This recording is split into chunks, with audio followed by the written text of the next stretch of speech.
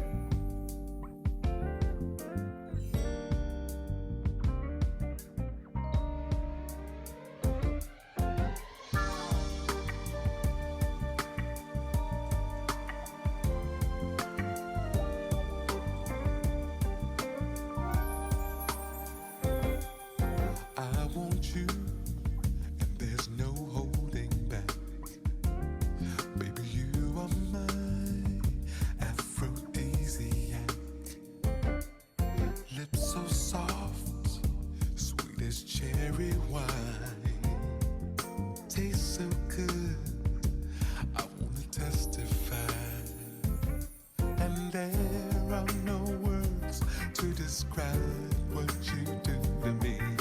Your body next to mine sends me to sheer ecstasy.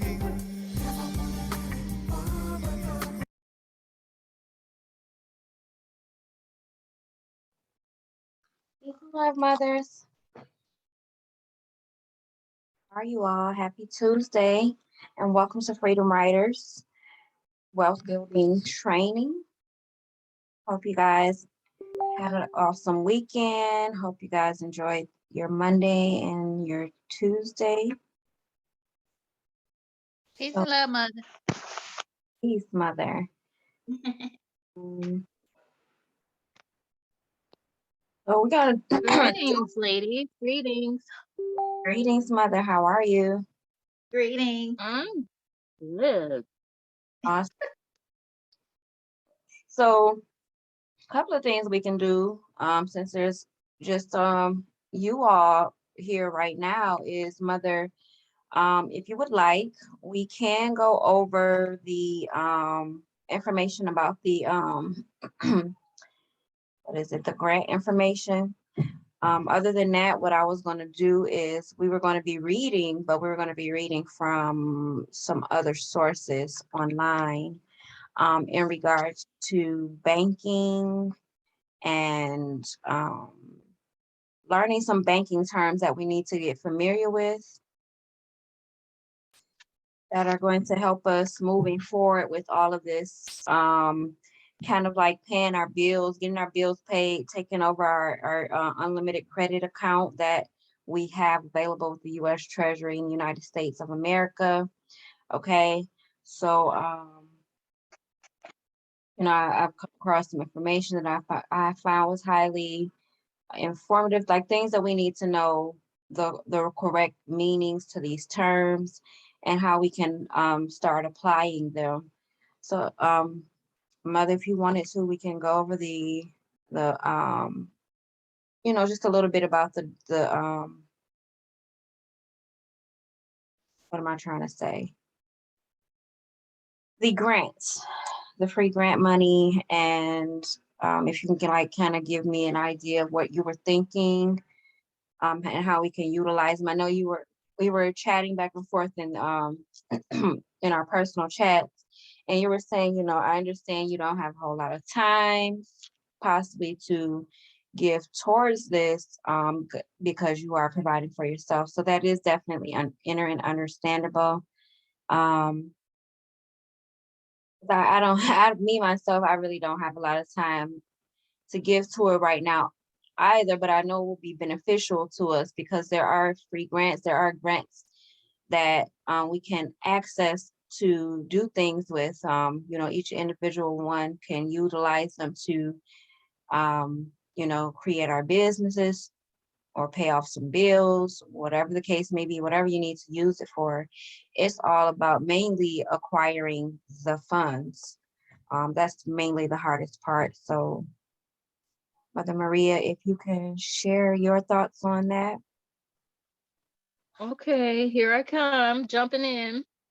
Talking off. I'm gonna have to talk off the top of my head. I'm sorry. Okay, no.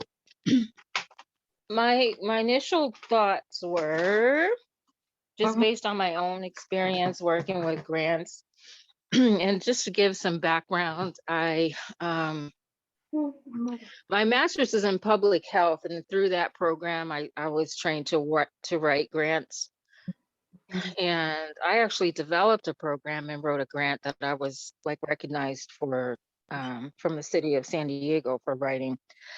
But for the most part, over the last 10 years, I've been in positions where I'm working as like a program. I started as a program coordinator, kind of escalated more into compliance and working as like a quality assurance coordinator. And that piece um, means looking at all the programs, looking at the grants and the funding. Are the programs doing what they're supposed to do to continue getting that money, or can they, um, validate asking for more? How it's allocated, how it's spent. Monitoring it, evaluating it, and then I do a lot of writing also in terms of providing information to different stakeholders and board members and things like that. So that's primarily the space I've been in for the last couple of years. Okay. Um, but in terms of the mechanics of writing a grant, I feel, well versed in doing that, being able to do that. But I really haven't been in a space where I had to like really hardcore search for a variety of different types of grants so much. Um, with that said, what I did is I took a look at the spreadsheet that you sent, Mm-hmm. and um, it was a lot to, start combing through them without real purpose. You know what I mean? Right. And so what that let me know is that what needs to happen is there needs to be a ground structure in place so that applying for grants is actually really simple. Mm-hmm. Um, or at least more so, just because you have everything they could possibly ask for already in place. So I'm just opening up my own sheet here. So in terms of, I guess we'll start with personal. So I'm not sure exactly what people are trying to do with personal, maybe some of everything. It seems like the type of money that's easiest to get right now is anything related to being affected by COVID. Okay. So I know I personally applied for two to pay my rent and pay utilities, and I was able to get them. And those didn't have anything to do with, having to have any specific business or structure, but it's Okay. all about, I'm You sorry. apply for two from this list? No, I had done this already, and Oh, they're specific to California actually. oh, okay. But they're in every state. They're just called something a little bit different in every state. Mm-hmm. So it might be on that list. I'm not sure, Okay. but every state does have some sort of relief for rent and mortgages and utilities. And generally, you just have to demonstrate that you made under a certain threshold, whatever that is in your state, and be able to show that this is what I made, this is what I brought in. Um, yeah, that's it. They're gonna ask you about where you live, who you rent from, or who you have a mortgage with. You may have to scan like copies of your utility bills. You may have to scan a copy of your rent or mortgage payment ledger, things like that. Um, but that's a little bit easier to do. It's just a matter of you having your personal records organized to scan and upload. Okay. Um, business wise, on the business side, you really have to have your business set up properly because they are going to ask you for things like banking statements, your EIN number. Mm-hmm. Um, what else? What else? What else? I kind of put a checklist that kind of starts with setting up your business first, Right. Because so that I you was have all those. actually about to pull up a document I just received, which I already kind of knew this is like some of what had to be done. But Mm-hmm. this right here is basically a format to start your business to be able to apply for like business credit and stuff like that. Mm-hmm. So this is like the step-by-step instructions on how we can start doing that, which I already have like the farthest that I have creating creating a business or LLC and getting a EIN number for it. But I haven't gone any farther than that, such as like setting up a virtual office, which is like Mm-hmm. the first steps it says, and then applying for your LLC and IEN. And then you can apply for your DUNS number for free. Then it Mm-hmm. has stuff on here about making a business logo, get a business telephone number, local and toll free, register your business number with 411. So all of these different things is, basically listing to do in order to be able, it's saying that you can do this to process within 60 to 90 days if you follow through with everything, and it'll be able to lead you to getting business credit. Yeah, and you know what? The only reason I think it takes maybe because most of that stuff you can do almost instantaneously. I think it Mhm. takes 60 to 90 days because you need to show some activity with your bank statements. Right. So, yeah, I'm looking through these grants and everything. Like you said, most of them are business wise. So availability. Oh, wait a minute.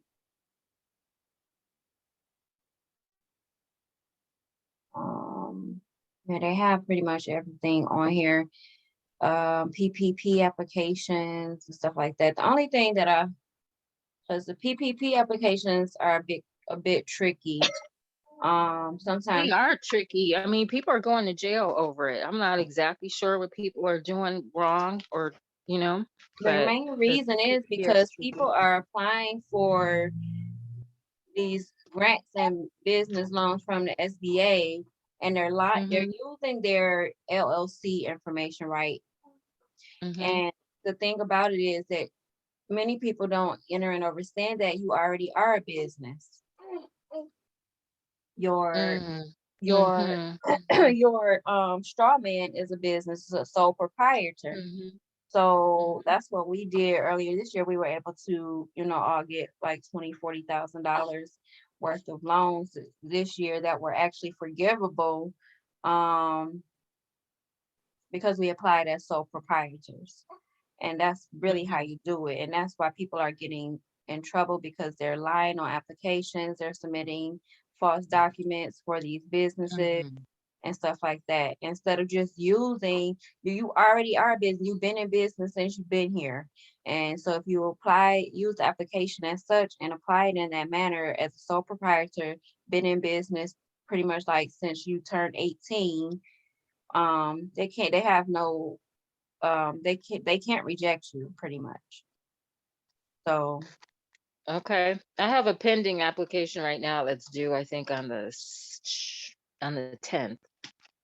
yeah, see, so do I. I actually just um submitted mine. Well, I didn't do it. I have someone that's working on it for me. I had paid them to do it. So Mm-hmm. the last one I did it myself, and I did everyone in my household. So, but I just had him do this one for me this time. So I'm just waiting for my approval to come back as well.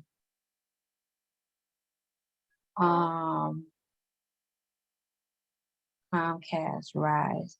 I'm gonna look into some of these other ones. I do see some of them are not in pertaining to business, and I might have to just take a day and go through them to see which ones that we could. Have you had the chance to go through any of them to see like which ones we would possibly qualify for that isn't pertaining to a business? Mm-hmm. You have. Now that spreadsheet you're looking at, that has multiple tabs on it, right? It has multiple tabs, but this is the only the tab for grants. Where it says grants, that's the tab for grants. It has all types of stuff on here. It has home repair information, free education info, information about LLCs, nonprofits, crypto education. So, it has plethora of Mhm. information. But this is the grant tab that he updates, I believe, often. Yeah, it has a bunch of stuff on here. It even has stuff for homeless people. Hmm. How to form a new business entity. So that's about LLC information pretty much.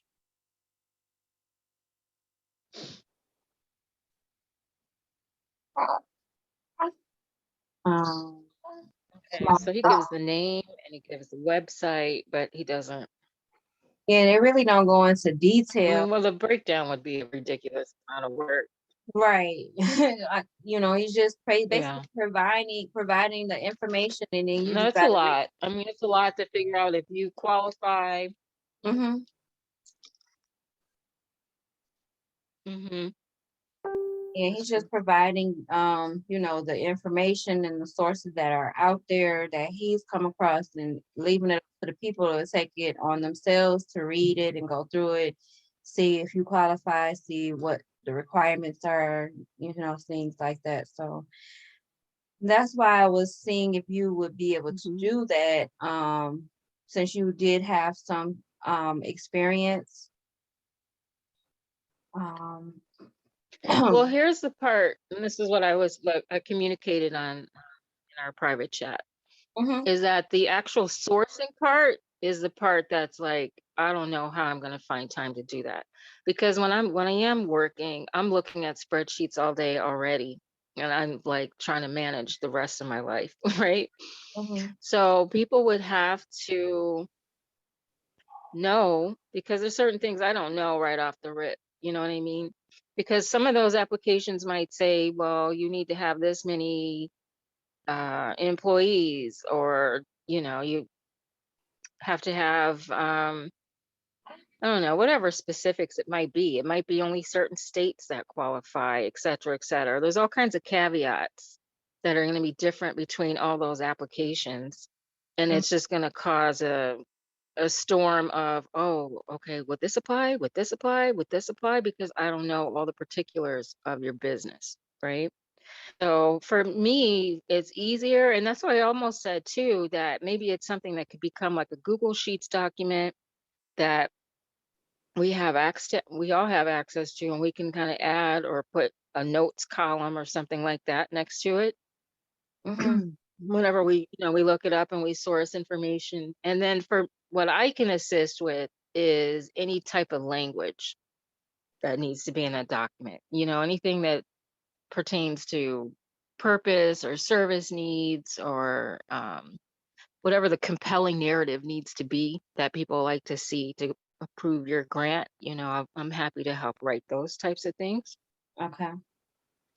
You know what I mean? Just in terms of structuring it, the application and the language for the application, I can assist with that. But the sourcing part is a bit much. Okay. Gotcha. Yeah, it's a lot. It's definitely a lot. We already doing a lot. I agree. I get you. Um, okay. Well, what I will do is just provide the link in the chat for everyone, and they can take their time to go over the information themselves and see what's beneficial to them. Um, and then I'm just gonna have to definitely take the time myself to see what may be beneficial for me, and then I will get with you to see, or even my husband will take the time to go through it when he has time, because he is on here. Yeah, because I need to see something on there about trucking.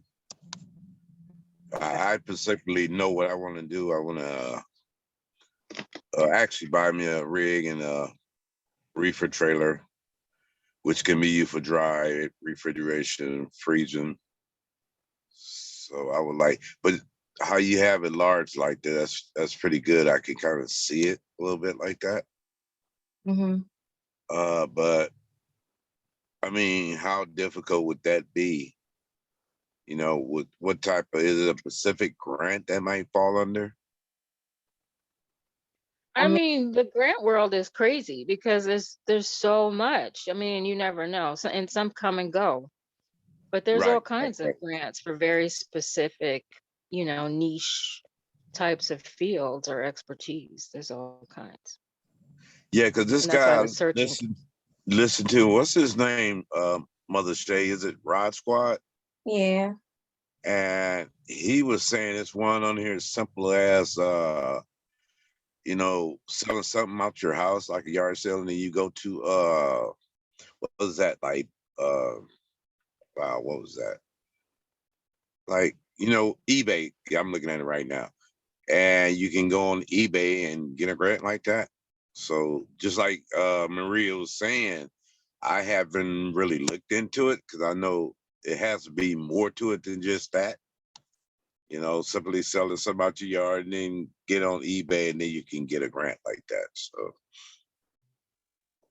but Yeah, well, looking at, generally, a lot of these grants want to know that your community, you're connecting to or providing some sort of service in the community, or you're filling some sort of need that's missing. okay. You know what I mean? So, I mean, and that's, you know, that's where I can assist in being creative and figuring out what that could look like. But yeah, typically you have to be filling some sort of need Right. that, you know, that you're not able to completely finance independently, and maybe there's no government grant for it, but some other independent group, pardon me, is willing to finance. So say you had some property in your neighborhood, said about like an acre or more, and you choose to buy that property to like grow on, but more or less you're using that to feed your community or help feed your community, however it may be. Would that be compatible to what you're speaking of, like as far as helping the neighborhood, things like that? Yeah, I mean, we can totally craft something for that. Yeah, I mean, you're feeding people, and there's probably something that falls under the agricultural hub for that. Because it's this land that's across from us that we're trying to acquire. And as far as acreage wise, I mean, it's pretty large. I don't know what it exactly would be as far as acreage wise, but that's what we would do more or less if we were to get it, try to cultivate it and you know, turn it into like the neighborhood garden or something like that. Oh, check this out. This is something I just read today. There's something called a 2-cow rule. It's What called now? a 2-cow rule. Huh? No, I was actually, it was called a what? And I'm getting ready to cough. I'm sorry. It's called a 2-cow, COW, rule. Wow. And what it is it's something that real estate developers have used to avoid paying literally hundreds of thousands of dollars in taxes on land because they have a cow on the property. Now, you know what? And so the government's coming after it, though. What's that? You know what? Although Mother Mia Shea was saying that she doesn't watch Kwame Brown no more, he had made a statement like that. You know, because he said why would you go out and buy raw land? And he was like, fool, I would buy it and put me a couple of cows on this tax-free. You know, so maybe that's what he was speaking of, you know? Wow. Okay. Yeah, I've he never said heard I him would say that, never but ever yeah, have to I pay just read taxes it on today. Yeah, he had made a statement like that. So maybe that's what they're talking about, the 2 cows. It's literally, it's literally like a 99% tax rate. Right. So an acre of land that's like $200,000 would only be $200. And then he said you can But buy here's land. the other thing I just read, though. And then he was Wait, saying, where is he? Is he in Georgia? Oh yeah, by Brentwicks or something like that. Yes. Okay. But he was also saying you can get it and so run I a know sewage line on it, you know, or get the trees off of it. It was many ways he was saying you can make money off of it, you know.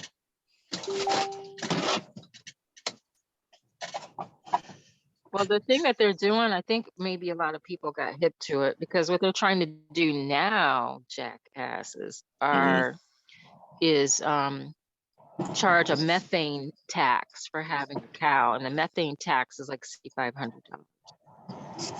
You know why I think but I don't think it passed yet. Yeah, because my granddad, before he passed, I'm trying to check into it now. He left some land, but I don't know. I haven't been out there in a long time, but we had livestock on it. And I think because the profane tax, why they was trying to get it, is because the boo-boo from the cows. So a lot of the farmers that were around there will get it and like put it in a pile, and then they'll put this plastic like covering over it and place those little black tires over it, like half a tires or whatever. And then it would actually develop some form of gas. So maybe that's what they're talking about.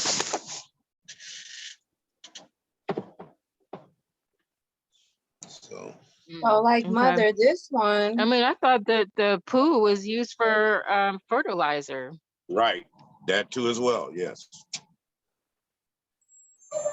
this I didn't mean to interrupt y'all, but this grant right here that I'm looking at is called the Amber Grant for Women. This looks pretty simple. It looks pretty simple. It says Women's Net carries Yeah, on traditions it given away. is actually. I saw that one too. So it just says applying is simple, just takes a few minutes to tell us about yourself and your business dream. No long, complicated forms to fill out. We announce the grant winners by the 22nd of the following month. So it was saying that the deadline to apply for this $10,000 grant is the 31st. But this is talking about a $25,000 grant. So I'm gonna click on this. 'Cause apparently there's a list of grants. So Maria, let me ask you this. I'm sorry, Islam. What is the wait time once you apply for a grant normally? Does it vary? Yeah, it definitely does. It Okay. definitely varies. No, I mean, no two are really the same. No Wow. two are the same. And then certain ones are way, way more competitive. Like I was looking at, let me look here.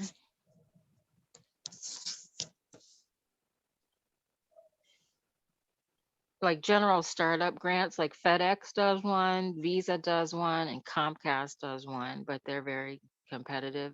You really, and the biggest reason they're competitive is because you have to show a sustained track record of being in business and, you know, having lots of transactions and things like that. So if you was to go in and get one of those vans from, I don't know if you have to necessarily buy one of their vans, but if you get your own vehicle and use it as such, would that start a track working on that? Or as far as trying to get a grant on that Amazon one? I thought about that as well. Well, they're primarily going to be looking at like your bank statement Oh, okay. to see what's coming in and coming out, kind of thing. See, they're gonna make us mess with banks anyway. Yeah. I don't really like, messing with your Yeah, and I was traditional going to ask banks. you guys about your thoughts on getting business credit, Well, this as is what that's we're actually not that hard to do. right. Well, as far as banks are concerned and being leery of banks, the only reason why we're leery of them at this point is because we don't know any better. So that's why, Oh, this, did you guys just recently hear where they just arrested a teller at one of these banks because she was finding a way to skim off of everybody's accounts? They caught on to her though, but they said she had been doing it for a pretty good while. no, I haven't heard that. Yeah, it just came out today. I'll find it and send it to you, Shay. Trying to find that link. What am I looking for? Oh, I know what I'm looking for. So I'm getting ready to pull up this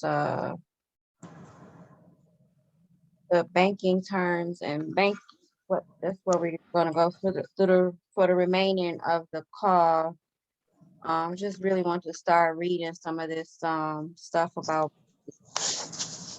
banking laws, commercial, this being as far as being a consumer. period.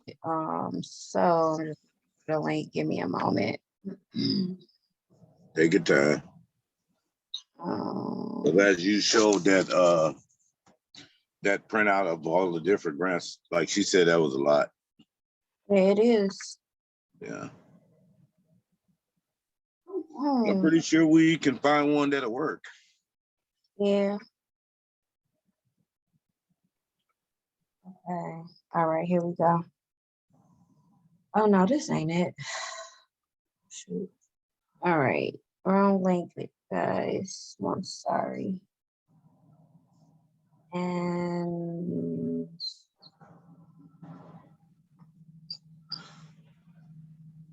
Oh, this seems interesting. Is this it? what? Build business credit fast. Is that the one step by step? No, actually, this is some information I got yesterday. What you need to do to start establishing business credit. So it's basically just doing all I of took this, some getting notes all on of that these, too. little things in order, creating a bank account, getting your Dun and Bradstreet number, getting your IEN number, all of that stuff first. Mm. So which is the best one to file for? Is the LLC, the limited liability, or incorporate? The INC. LLC. Mhm. Mhm. So I just want to add to the business credit piece. Mhm. They say it's good to get at least 5 tier 1 trade lines and to establish a PAYDEX, PAYDEX score of at least 80 to 99. And I was on Instagram and I saw this gentleman who talked about this extensively, and he has a video about how to get $75,000 without your social security number. Really? Mhm. And his IG is IRV as in violin dot official. What was that now? I'm trying to write down this I stuff. Sure, let me know when you're ready. I'm ready. Okay. I is in ink, Mm-hmm. R is in rabbit, Mm-hmm. V is in violin, Mm-hmm. period, Mm-hmm. official. Okay. Got it. I'm gonna look at that. Okay. Okay.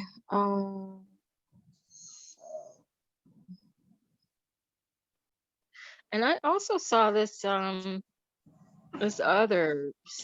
tip about when you're establishing your business bank account, that you want to have 5 seems to be the magic number today, but you want to have 5 different business accounts. And one specifically for operating, one specifically as your reserve or savings account, one as your tax account where you're going to draw from that to pay taxes, one for marketing, and one for innovation. And as you're taking your profits and losses every month, you want to allocate 10% to those accounts. That's smart.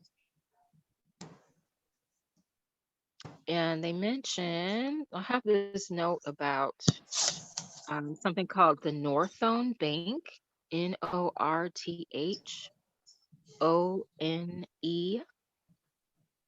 And it's supposed to be really, really good. It comes very highly recommended, but it's primarily for merchant banking, and you can link it to all your apps like PayPal and Square. I don't know all the specifics, but it's something I made a note of that Can you repeat overrated. that name again, please? Sure. It's called Northone Bank, spelled N as in Nancy, O as in octopus, R as in rabbit, T as in Tom, H as in house, O is in octopus, N is in Nancy, E is in elephant. Bank. It's a merchant banking company. North Or One Bank. whatever it is. It's a bank. What's that? Was that North One Bank? Yeah. They put those it's all together, but basically, yeah, that's what it is. North One. Okay. Uh-huh. Okay. Sorry, can you repeat the different accounts that you said we need to open for Sure. our business? The 5 Sure. different accounts. The first is an operating account. Okay. The second is a reserve/savings account. Okay. The third is a tax account. The fourth is a marketing. And the fifth one is for innovation. And another note is the marketing, everything that's happening in the marketing account is a tax write-off. Yeah, that's good right there.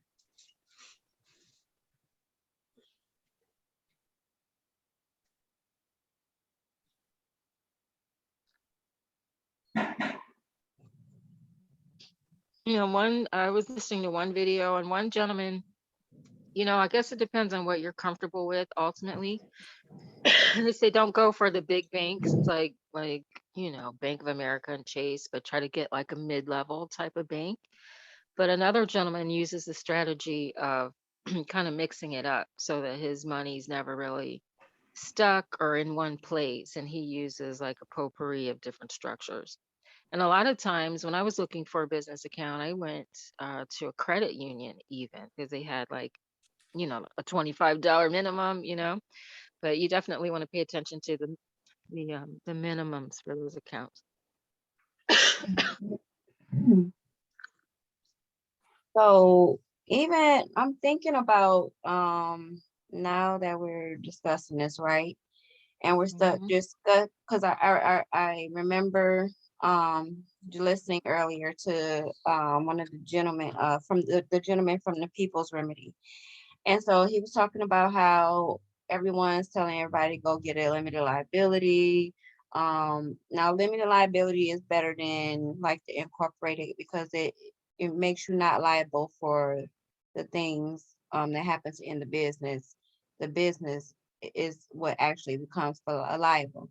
So, but I'm thinking back, right, to how he was saying, you know, why are we pushing that when we need to learn how to manage the business account that we already have, which is our sole proprietor account, right?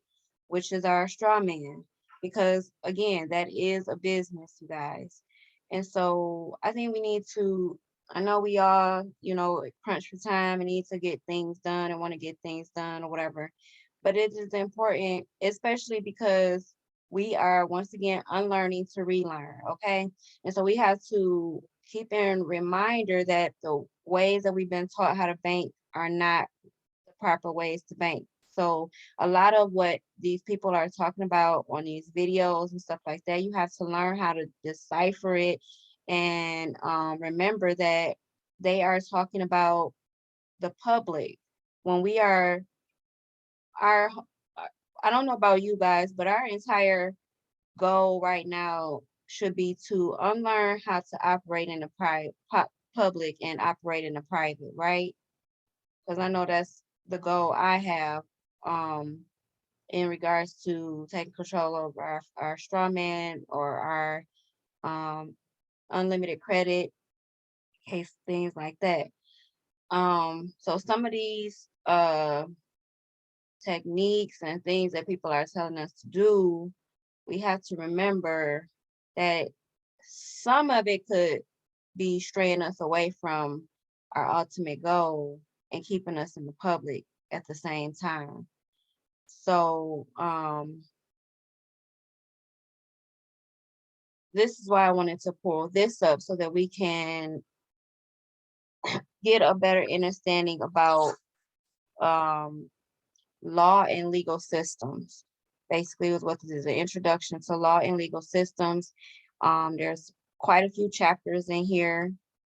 which of course we're not gonna get through tonight. But it goes through the administrative law process. Some of the which I haven't read these beginning Is chapters. that a book, Mother Shay? Is that a book? No, it's not a book. It's a website. I'll put it in the chat for you all. Okay.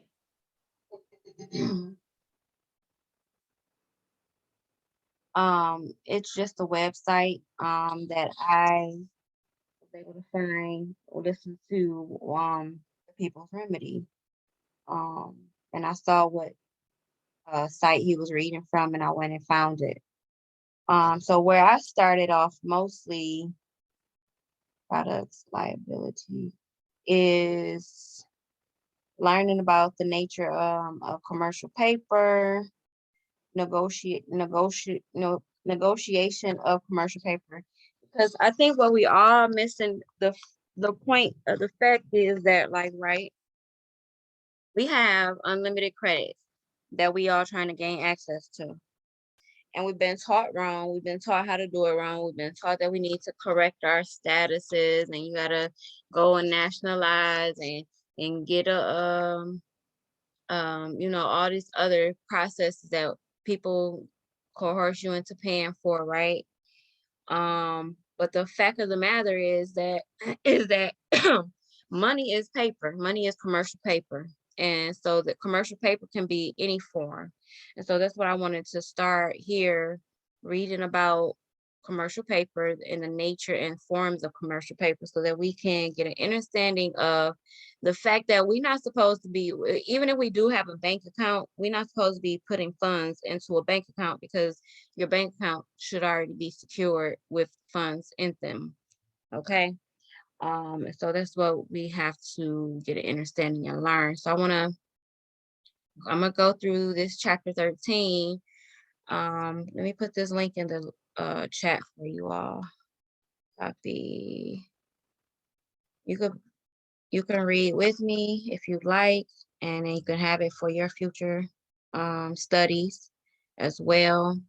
But this is what we're probably going to be going over for the next few days as we come together and try to get this knowledge down pat, so that we can start applying it in our lives like instantly. And also, I wanted to let you guys know, let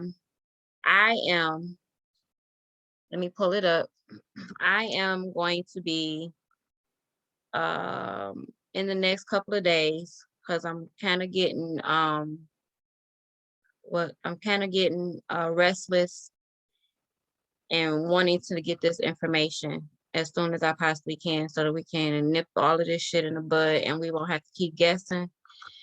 So the peoplesremedy.org, I really want to start.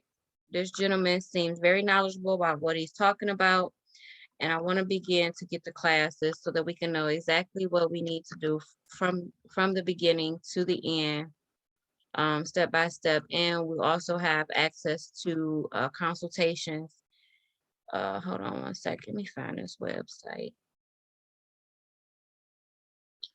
Consultations with him as well. But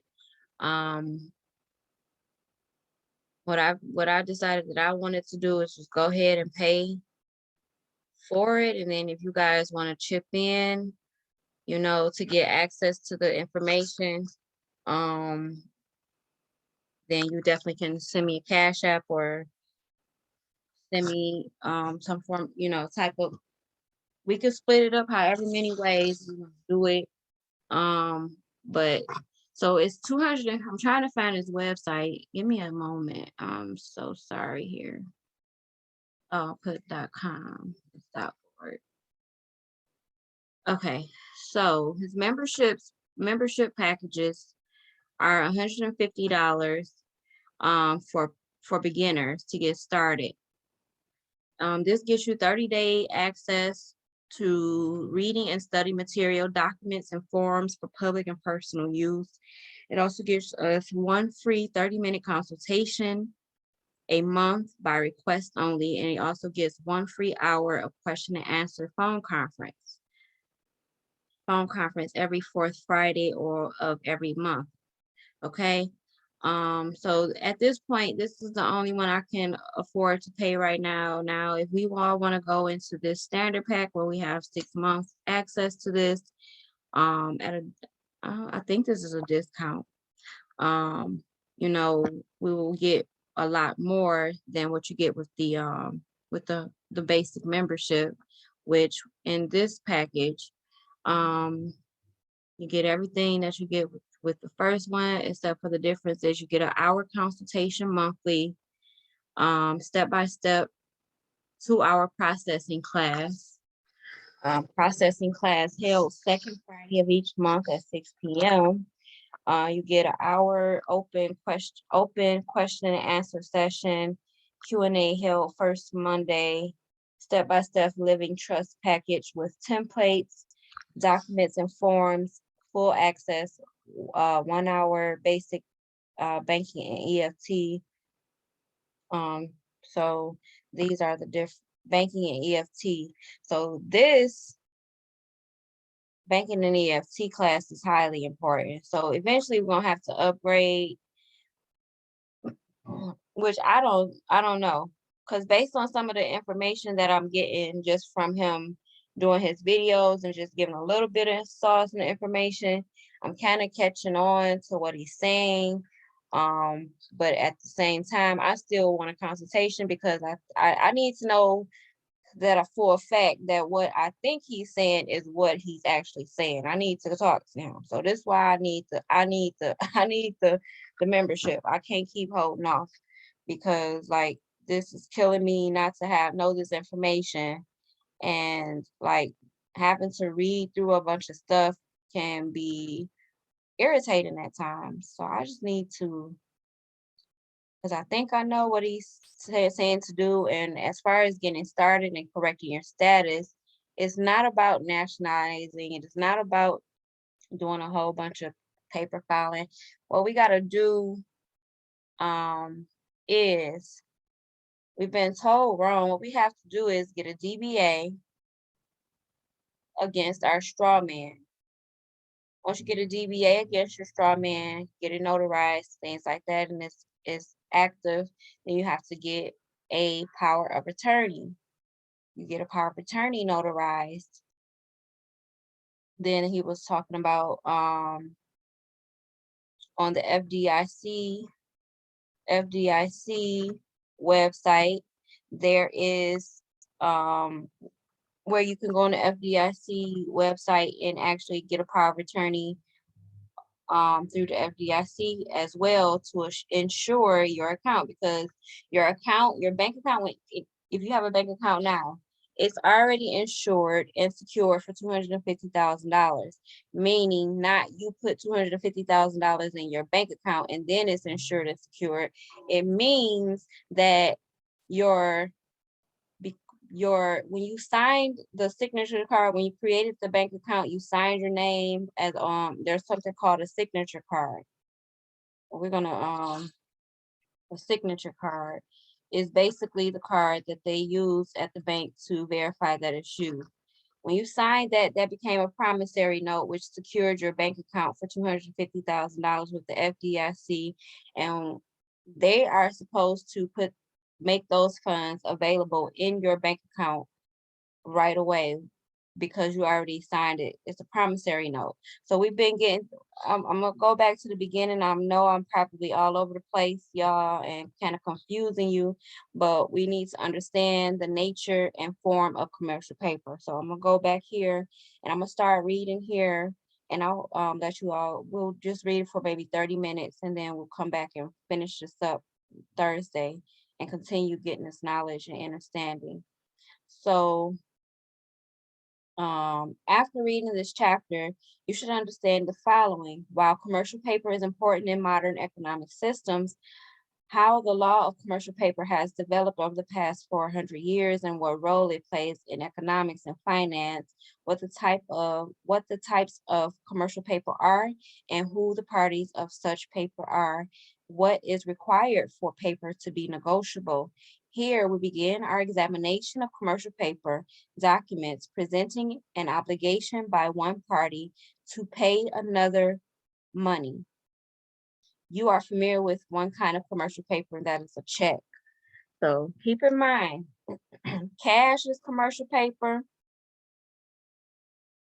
It's a promissory note. A check is a commercial paper or a promissory note.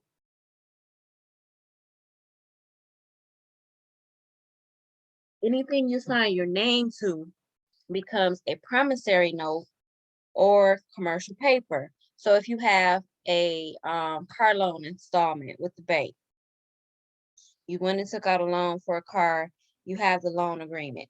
That is a promissory note. The only thing is, the only reason why you're paying on that car note is because you don't know any better and you didn't know the fact that you were supposed to sign that promissory note over and hand it over to your bank. So you're supposed to endorse it and hand it over to your bank for them to settle the funds, to settle the funds with the other party that you made the agreement with. Okay. So let me back up a little bit too, because we think that when we go apply for credit, that they're supposed to check our credit report, and things like that to approve us for credit. We are already automatically approved for unlimited credit. We are automatically have unlimited credit. I need people to understand this and get it through your head that we have unlimited credit with the United States Treasury, because the full faith and credit is, as we've read numerous of times through the books that we've been reading over the past couple of months, that the credit of the nation is the full faith and credit of the nation is based off of us and our energy over the lifespan of our time, the time that we're here. Okay, so as a collective, okay, so we all have unlimited credit. That we all have an unlimited credit account that was established through our birth certificate. Okay. So it says the importance of commercial paper. Because commercial paper is a vital invention for the working of our economic system, brief attention to its history and its function as a medium of exchange in economics and finance is appropriate. The central role of commercial paper. Commercial paper is the collective term for various financial instruments or tools that include checks drawn on commercial banks, drawn on commercial banks, drafts drawn on something other than a bank, certificate of deposit, and notes evidencing a promise to pay. Like money, commercial paper is a medium of exchange, but because it is one step removed from money, difficulties arise that require a series of interlocking rules to protect both sellers and buyers. To understand the importance of commercial paper, consider the following example. It illustrates a distinction that is critical to the discussion in our 4 chapters on commercial paper. Lorna Love runs a tennis club. She orders a truckload of tennis rackets from Rackets Incorporated, a manufacturer. The contract price of the rackets is $100,000. Rackets ships the rackets to Love. Rackets then sells for $90,000 its contract rights. So it sold the contract rights, which are the rights to receive the payment from Love of $100,000. It sold those rights to First Bank. Okay. Unfortunately, the rackets that arrive to Love are warped and thus commercially worthless. Rackets files for bankruptcy. Okay. So this is just an illustration showing that Lorna created a promise to pay of $100,000 to Rackets. And what Rackets did was sold those rights to that contract for $90,000 to a bank. Okay. And then they filed for bankruptcy. Now it says right here, may the bank collect from Love $100,000, the value of the contract rights it purchased? No. So mind you, Lorna Love still ain't paid no money, right? She made a promise to pay. She has not paid any money whatsoever. What we think like Federal Reserve notes or digits on a screen that come from our account to Rackets, that didn't happen. All of that we've been doing is a freaking illusion. Okay, guys, I hope y'all get following me. It's an illusion of what's really happening, okay? So Rackets signed a promise to pay. Lorna Love gave Rackets a promise to pay of $100,000 as a non-negotiable note. Rackets did what they did. They sold their rights to that contract. They sold it to First Bank for $90,000. So we're gonna keep reading. It says, may the bank collect from Love the $100,000, the value of the contract rights it purchased. It says no, under the contract rule discussed and referenced, an assignee here, which an assignee is the bank, steps into the shoes of the assignor and takes the assigned rights subject to any defense of the obligor. So Love is the obligor. The assignor was Rackets, because they were the assigner of the instrument, and the assignee of the instrument was the bank, okay? Because they accepted. Can Here, I say something? yes, mother. It says non-negotiable note. Yes, So non-negotiable. if it's non-negotiable, then the bank has no rights now to go and be asking Love for the $100,000 promissory note that she gave to Rackets Inc. No, they can't go after her for it. They have to go after Rackets for it. Yes, that's what I'm saying, because it's a non-negotiable note, which is the instrument that she, Originally originally signed. Yep. Okay. Okay. It says here, of course, Love's defense against paying is that the Rackets are worthless. The result would be the same if Love had given Rackets a non-negotiable note, which Rackets proceeded to sell to the bank. By non-negotiable, we do not mean that the note cannot be sold, but only that certain legal requirements discussed in section 13.3, requirements for negotiability, which we'll get to in a second, of this chapter, have not been met. Now let us add one fact. In addition to signing a contract, Love gives Rackets a negotiable note in exchange for the Rackets. So she gives them a negotiable note. Okay. By adding that the note is negotiable, the result changes significantly, because the note is negotiable and because the bank, we assume, bought the note in good faith, i.e. aware that the Rackets were warped. The bank will recover the $100,000. See figure sale of negotiable notes. So Lorna Love made a negotiable note to Rackets. Rackets sells the note to First Bank, and then First Bank can collect. It says First Bank can collect from Love at this point because it is a negotiable note. Okay, so now they can collect from her because it became a negotiable note. But at the end of the day, all she has to do is endorse it, which we're going to get to right here. The key to the central role that commercial paper plays in modern finance is negotiability. Negotiability means that the paper is freely and unconditionally transferable from one person to another by delivery or by delivery and endorsement. Endorsement, not endorsement, notice the difference in spelling, is the spelling used in UCC, though the latter is more common in non-lingual usage. Without the ability to pay and finance through commercial paper, the business world would be paralyzed. At bottom, negotiability is the means by which a person is empowered to transfer to another more than what the transferor himself possesses. In essence, this is the power to convey to a transferee the right in turn to convey clear title when the original transferor does not have clear title.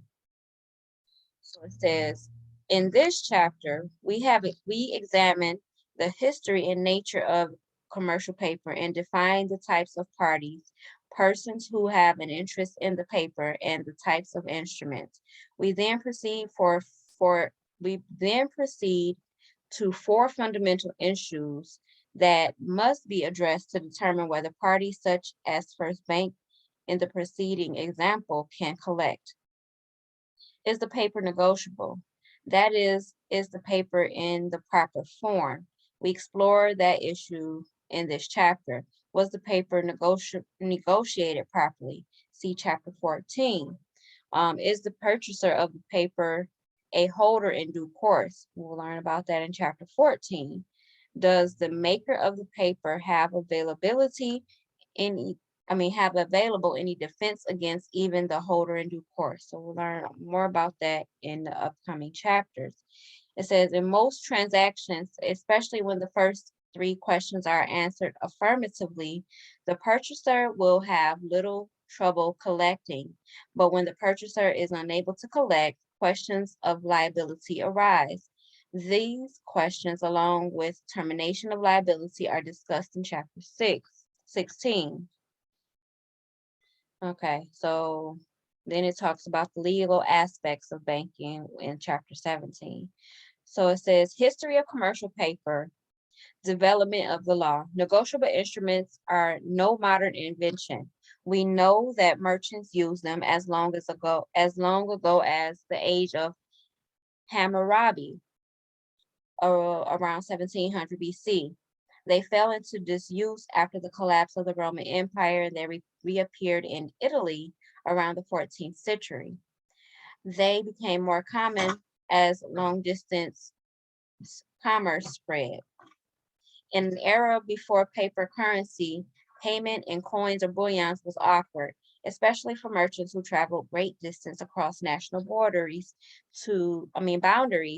to attend the fairs at which most economic exchanges took place. Merchants and traders found it far more efficient to pay with paper. Bills of exchange today, commonly known as drafts, are recognized instruments in the law merchant. The law merchant was the system of rule and customs recognized and adopted by early modern traders and is the basis of the UCC Article 3.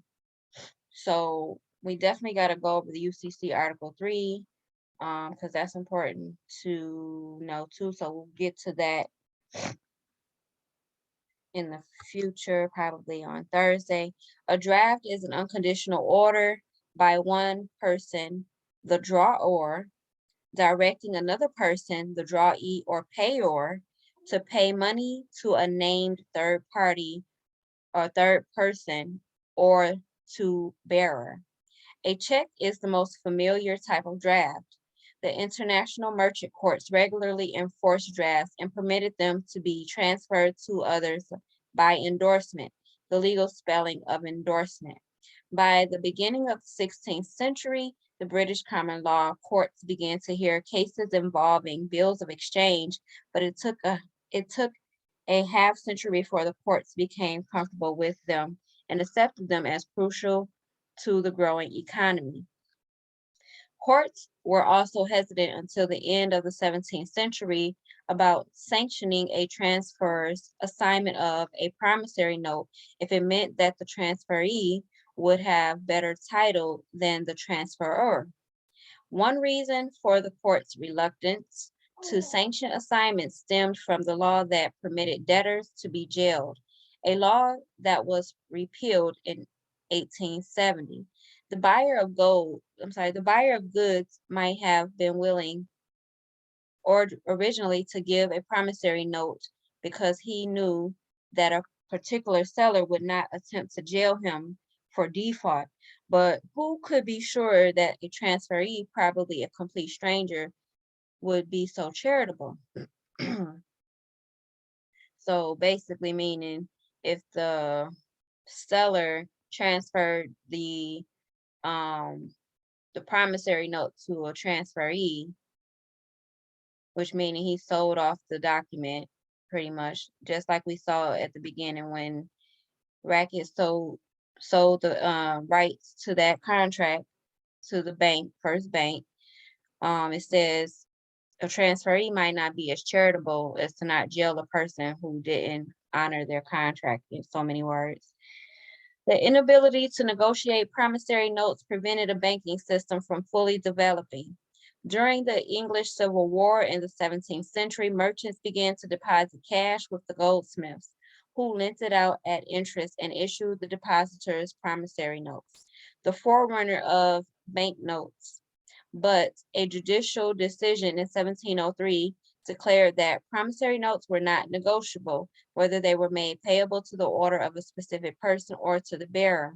Parliament responded the following year with the Promissory Notes Act, which for the first time permitted an assignee to sue the notes maker. Thereafter, the courts in both England and the United States began to shape the modern law of negotiable instruments. By the late 19th century, Parliament had codified the law of negotiable instruments in England. Codification came later in the United States. In 1896, the National Conference of Commissioners and Uniform State Laws proposed the Negotiable Instruments Act, which was adopted in all states by 1924. That law eventually was superseded by the adoption of Article 3 and 4 of the Uniform Commercial Code, which we will study in these chapters. Okay, so we're going to go over it in these chapters. In 1990, the American Law Institute and the National Conference of Commissioners on Uniform State Laws approved revised Article 3 entitled Negotiable Instruments and related amendments in Article 4. The revisions clarified and updated the law. All states except New York and North Carolina have adopted Articles 3 and 4. The future of commercial paper, federal and international preemption. State law governing commercial paper is vulnerable to federal preemption. This preemption could take two major forms. First, the Federal Reserve Board governs the activities of Federal Reserve banks. As a result, Federal Reserve regulations provide important guidelines for the check collection process. Second, Article 3 of the UCC can be preempted by federal statutes. An important example is the Expedited Funds Availability Act, which became effective in 1988, discussed in Chapter 17, Legal Aspects of Banking. Federal preemption may also become intertwined with international law.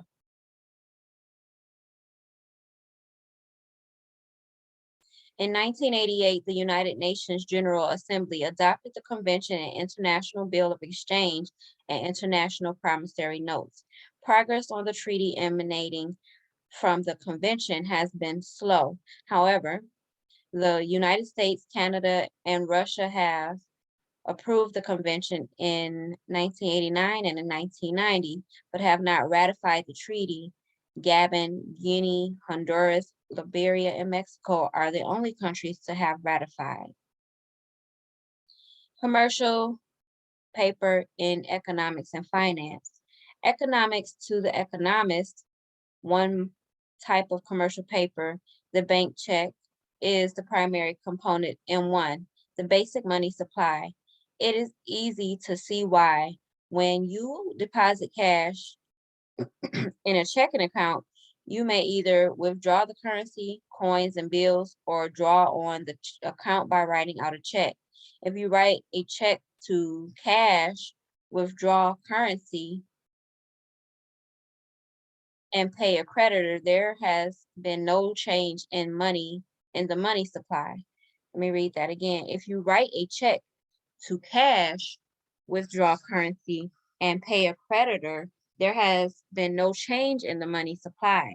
But if you pay your creditor by check, the quantity of money has increased. The cash you deposited remains available and your creditor deposits the check to his own account as though it were cash. And more broadly defined, money supply, M2, includes savings, deposits, and commercial banks. So let's read this again. Did you guys get that? Yep. So basically it was saying, even if you put money in your account, right? And you go to withdraw cash, it says it makes no change to the money supply that's in your account. And then if you were to write a check to a creditor, they are going to deposit the check into their account as if it were cash, right? Because it is cash. A check is cash. It's not a check, it's cash. And your endorsement makes it cash for the bank to then make funds available based on the cash that you just deposited, which is the check, whether it's Federal Reserve notes or not. And more broadly defined, it says money supply M2 includes savings deposits at commercial banks. So all that's saying is, just like cash, your promissory notes and checks, all of that is cash. So we've been banking the wrong way. Finance. Commercial paper is defined more narrowly in finance than in law. To the corporate treasurer and other financiers, commercial paper ordinarily means short-term promissory notes sold by finance companies and large corporations for a fixed rate of interest. Maturity dates range from a low of 3 days to a high of 9 months. It is an easy way for issuers to raise short-term money quickly. And although short-term notes are unsecured, historically, they have been almost as safe as obligations of the U.S. government. By contrast, for a legal purpose, commercial paper includes long-term notes, which are often secured, drafts, checks, and certificates of deposit. Key takeaway: commercial paper is a medium of exchange used like cash, but safer than cash. Cash is rarely used today except for small transactions. The key to success of this invention is the concept of negotiability. Through this process, a person can pass on, in most cases, better title to receive payment than he had. Thus, the transferee of such paper will most likely get paid by the obligor, which is you, and will not be subject to most defenses of any prior holders. The law of commercial paper has developed over the past 400 years. It is now the Uniform Commercial Code that governs the most commercial paper transactions in the United States. But federal and international preemption is possible in the future. Commercial paper is important in both economics and finance. So, exercise. If there were no such thing as commercial paper, real or virtual, electronic funds, transfers, or EFTs, how would you pay your bills? How did merchants have to pay their bills 400 years ago? Anybody want to answer that?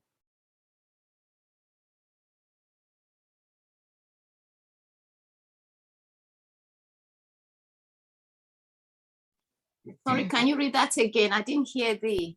Yeah, I'm Okay. sorry. I was gonna ask the same thing. I had to unmute. No problem. It says, if there were no such thing as commercial paper, real or virtual, meaning electronic funds transfers or EFTs, how would you pay your bills? How did merchants have to pay their bills 400 years ago? Meaning, With silver, Silver or gold? right? okay. Okay, what is it about negotiability that it is the key to success of commercial paper? Anybody?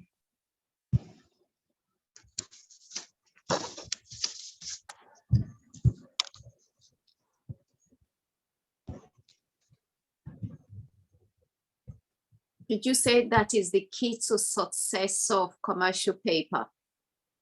It said, I'm trying to go back up to negotiability, but the question was, what is it about negotiability that it is the key to the success of commercial paper? Because it's acceptable. It is an acceptable instrument used by used by the world. Right, because I was gonna say it's normally used, so it's what everybody's accustomed to, more or less. Okay, it Well, says right in here. businesses, And do they use the same principle that you just talked about in terms of writing it out to cash? Do they, you know what I mean? Do they do some sort of paper swap like that Yeah, but using the that's what same it was. concept? Yeah, because when we were reading earlier, the history, it was saying that they were traveling with gold, and silver and stuff like that, but it began to be difficult from them because they were going, Mhm, to other mhm. countries, and gold and silver is very heavy to heavy. carry. So that's why negotiable paper became available. But it says right here that the key to the central role that commercial paper plays in modern finance is negotiability. Negotiability means that the paper is freely and unconditionally transferable from one person to another person by delivery or by delivery and endorsement. So it is the delivery and endorsement that really empowers the because we think that I think where our minds are stuck at is that, you know, um, when we go and take a check into the bank to deposit it, we're supposed to receive back Federal Reserve notes. So say for instance, you go and take a check from your work, of course you're supposed to receive Federal Reserve notes, or they're supposed to add interest to your account. Really what they should be doing is adding interest to your account when you take a income check and deposit it, right? But let's just say for instance, you have checks, because we have checks, right? From the bank, right? Mhm. Yeah. Um, those checks, we can go, because you know how we go into the bank and we get one of those withdrawal slips or deposit slips. Yeah. Even those can become checks, negotiable instruments. You understand what I'm saying? Yeah. Because you're putting your signature on it. And so at that point, that negotiable instrument is just like cash is. So a negotiable instrument is no different from what cash is. It's a promissory note. The only thing is you're not signing your name or anything like on the paper cash, but you are signing your name on this stuff here, like promissory notes and checks and um installment loan agreements and stuff like that. All of those things become negotiable instruments, promissory notes. When you go and sign a lease for for an apartment, that becomes a promissory note, a negotiable note that you are supposed to go and turn into your bank. And we're gonna get into all of that in the as we continue reading. It's 7:30, so I don't want to hold you unless you guys want to continue on, but we can continue this when we come back Thursday and get into 3.2 of this information on Thursday. That's what you wanted to do. I'm totally fascinated, but I understand y'all got stuff to do. It's earlier for me, but I'm good either way. Yeah, I'm good either way too. I'm good either way. Okay. So we can read on for 30 more minutes just to get through this first chapter so we won't have to break it up.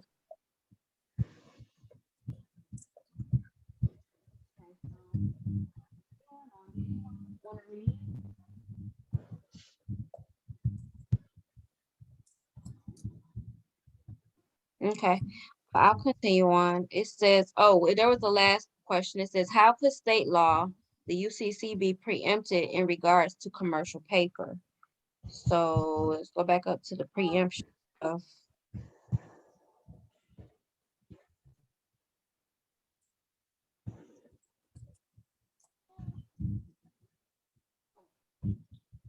The future of commercial paper. State law governing commercial paper is vulnerable to federal preemption. The preemption could take two major forms. First, the Federal Reserve Board governs the activities of Federal Reserve banks. As a result, Federal Reserve regulations provide important guidelines for the check collection process. Second, Article 3 of the UCC can be preempted by federal statutes. So let's look up this word preempted or preemption. Preemption. Preemption is a noun, the purchase of goods or shares by one person or party before the opportunity is offered to others. The commission had the right of preemption. Okay, that's the noun. The action of preempting or forestalling, especially of making a preemptive attack. Okay, damaging. So what it's saying is the federal, how can the UCC be preempted by federal statutes? So basically meaning that they look legal aspects, which are not laws, because you got to know the difference between legal and lawful. This can kind of, with their statutes, put a preemption into commercial paper. Okay, moving forward, scope of Article 3 and types of commercial paper and parties. The learning objective is to understand the scope of Article 3 and the Uniform Commercial Code. Excuse me, my little bundle of joy. Recognize the types of commercial paper, drafts, checks, notes, and certificates of deposit. Give names of the various parties to commercial paper. So we're going to learn the different roles that we play, the banks play, and different people play when it comes to commercial paper. So scope of Article 3. Article 3 of the Uniform Commercial Code, UCC, covers commercial paper, but explicitly excludes money, documents of title, and investment securities. Documents of title includes bills of lading and warehouse receipts and are governed by Article 7 of the UCC. Investment securities are covered by Article 8. Instruments that fall within the scope of Article 3 may also be subject to Article 4, bank deposits and collection. Article 8, which discusses securities, and Article 9 discusses secure transactions. If so, the rule of these other articles supersede the provision of Article 3 to the extent of conflict. Article 3 is a set of general provisions on negotiability. The other articles deal more narrowly with specific transactions or instruments. Types of commercial paper. There are 4 types of commercial paper: drafts, checks, notes, and certificates of deposit. Drafts. A draft is a non-conditional written order by one person, the drawer, directing another person, the drawee, to pay a certain sum of money to demand or, on demand or at a definite time to a named third party, which is the payee, or to bearer. Again, your code is 6.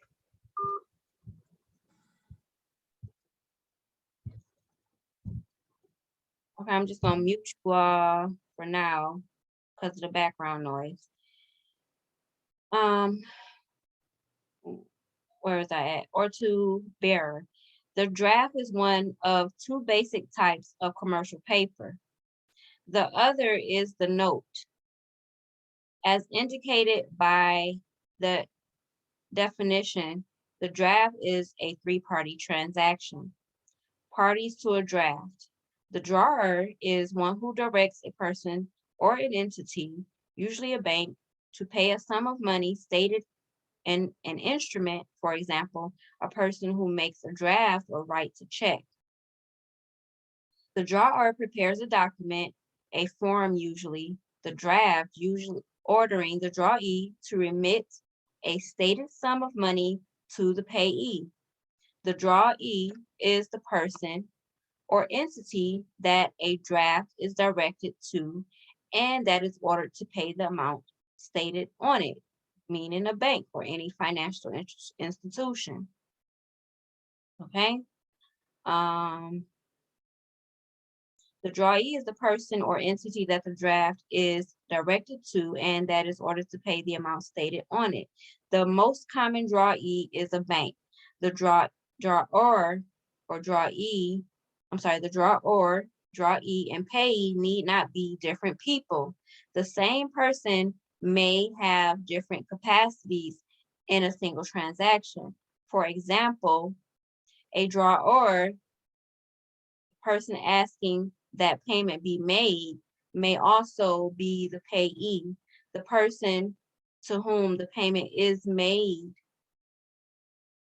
I'll read that again. For example, a drawer, which is the person asking the payment to be made, may also be the payee, the person to whom the payment is made. So that goes back to, like, if you take one of your checks from your checkbook and you go in to the bank and you say cash, you put on your check cash with amount, right? You paying yourself from your bank account, but they don't necessarily have to come from the money that you put in it. Your signature alone is securing those, that the drawer pays you. Says the person to whom the payment is made to a drawee who signs the draft becomes an acceptor. So that means you're the drawee, who is the bank again. Acceptor. Yeah, but I understand you cannot use their own check to do that. You have to create your own checkbook. You create your own checkbook with your own serials, because if you use their own check to do that, they will say that is fraud. Well, I've even though I've had Federal Reserve notes in my account, right? Or cash. And I went to the bank and made a withdrawal from my checking account with my checkbook, writing out cash, and I was instructed to do that. So I mean, if they're instructing me to do that, then they instructed me to do some fraudulent stuff, but I've never heard of that. Yeah, you can do it on your own money that you put in the bank. But if you don't have money in the bank and you just write a check, their check wanting money for them to just pay. Well, that's where you have to, that's where it comes, that's where going and getting, you have to have a private account. This is where, yeah, exactly. You have to have a private account. account, and you have to so this goes back to what I was speaking in regards to earlier about living in the private. Not in the private, but so about the the signature card, right? When you open an account, right, you sign a signature card. That signature card becomes insured because you put your signature on it, and it's your account. It's a promissory note. And once they open the account, right, by the FDC, you are secured. You are secured and insured for $250,000 against that account. This is what we're not understanding. So at that point, the bank is supposed to make those funds available in your account, ready for you to use. And then you're supposed to have what is called, you can have checks, and then there's also a debit card, which is, I can't remember the word. I wrote it down. Let me see. But it's some type of what they call it's called an access card. access card, which is a card that allows you to draw on your available funds from the bank. It's different from, it's the same thing as a debit card, but it's drawn on a private account. It's because you're in a private. Right. Okay. I But- guess when you open your private account, you can do that. Yeah, so what we have to do is first, like I was saying, you have to go get a FD, you have to correct your status. You have to claim Nationality. nationality. You basically have to just take power of attorney over your Straw man. over your straw man. And the way you do that is get a DBA, a doing business as, and then get a power of attorney notarized. Once you have your power of attorney notarized, there is a power of attorney form on here that the FDIC has as well. You attach it to that, and then you're supposed to issue that to your bank, and the bank is supposed to then make your funds available for you. You're supposed to demand that from them.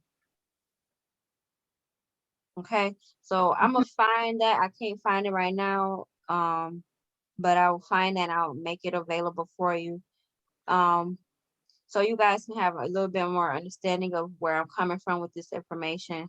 I'll put a video in the chat to give you an understanding of where I'm coming from with that. So doing business as is like having your business. Could that be like It's sole a sole proprietorship? Yeah, sole proprietor. So you don't really, you're not talking about you don't need to register anything with the states, which is good. You just start your business and put it in your trust. Mm-hmm. Yeah. But you do not register, because if you register, you're back into their system. Right. Okay. Absolutely, mother. You catching on. Yeah. Like Yeah, I we said, gotta throw away everything. everything. Garbage. We've been taught absolutely all the way wrong. Yeah, the reason why I say that, because I know in Canada, even when you are a sole proprietorship, there is a system where you put yourself as a sole, you are not corporate, but you are sole proprietorship, and there is, you still go to your province or state level, they have a database where they have all these things. The money to do that is not as much as when you're registering as a corporate.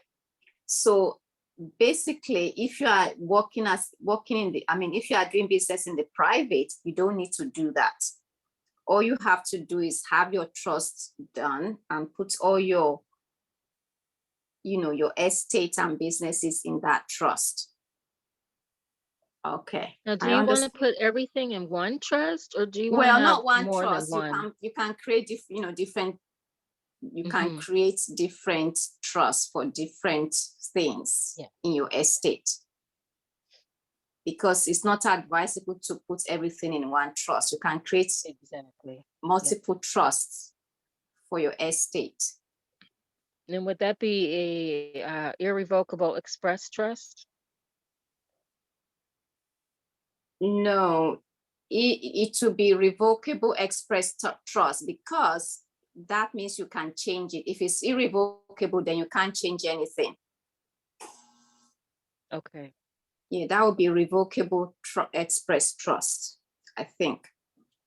Because if it's you can still make revocable, amendments, can't you? You can still make an amendment, or no? In the irrevocable? well, in the irrevocable, I don't think so. Because I thought the irrevocable had more to do than just being able to make changes. It was also the way the trust was attacked. But I don't know. I gotta read. I gotta study. Yeah, I got to read about that. But I do know that the revocable trust, yeah, I have to read my notes. Okay. The revocable trust, you can, do changes to. Yeah. There are some irrevocable that you can do because you just want it. There are certain ones that you can do that are irrevocable. I have to read my notes on that. Yeah, no worries. Me too. Yeah, we never finished our wills, estates, and trust book, but we'll definitely get back into that once we get all of this other stuff out the way, because it's more important, most definitely. Yeah, but that wills and estate that you're reading, that is when you are doing it in the public. Most of the information, I mean, it's good to read because it kind of gives you the idea of the concept and how to draft everything. But yeah, that's my own thoughts, but I don't know if that is, I feel that a lot of the things that they're saying is what you will do if you go to say, for example, an attorney, that's the one they're going to do for you, the one that is acceptable in the public system. Unless you expressly say that they don't normally give you the private one unless you put your foot down. They don't always want to do the one in the private. Some of them don't even know that exists, but there are some that know. So you have to go there well informed and demand. That is, if you are not creating your own by yourself, you have to basically tell them what you want. And if you can't get it from that solicitor or attorney, you go to another one until you get one that will agree to what you want. Right. Well, I'm not sure, Mother, because I haven't read the information in regards to the trust. I know mostly all that we went over is about the will so far, but I agree with you. So let's see. Let's try to get through this. You can do your will. You can also do your will and put it in the trust. But from my understanding, the trust trumps everything. Right. Yeah. The person to whom the payment is to be made. A drawee who signs the draft becomes an acceptor. The drawee pledge to honor the draft as written. To accept, the drawee need only sign her name on the draft, usually vertically on the face, but anywhere will do. Words such as accepted or good are unnecessary. However, a drawee who indicates that she might refuse to pay will not be held to have accepted. Thus, in the archetypal case, the court held that a drawee who signed his name and appended the words "kiss my foot" did not accept the draft. Wow. The drawer directs the funds to be pulled from the drawee, and the drawee pays the person entitled to payment as directed. Types of draft. A draft can be divided into two broad subcategories: sight draft and time draft. A sight draft calls for payment on sight. That is, when presented. Recall from section 13.1, Introduction to Commercial Paper, that Lorna Love wished to buy tennis rackets from Racket Incorporated. Suppose Love had the money to pay but did not want to do so before delivery. Rackets, on the other hand, did not want to ship before Love paid. The solution: a sight draft drawn on Love, to which would be attached an ordered bill of lading that Rackets received from the trucker when it shipped the rackets. The sight draft and bill of lading go to the bank in Love City. When the tennis rackets arrive, the carrier notifies the bank, which presents the draft to Love for payment.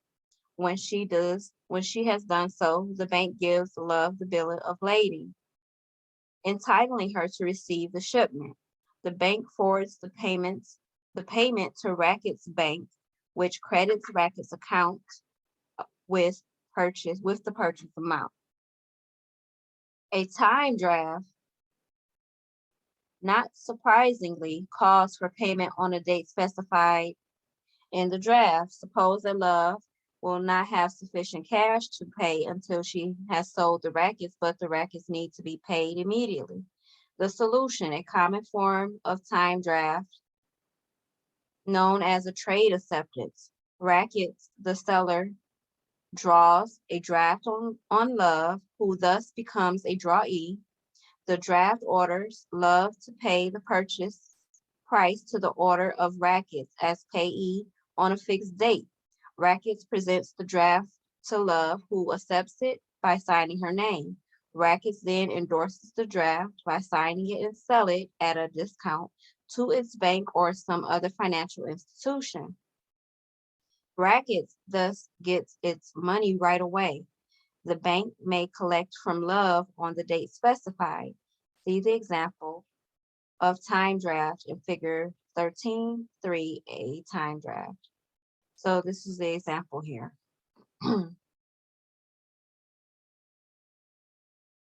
So this is a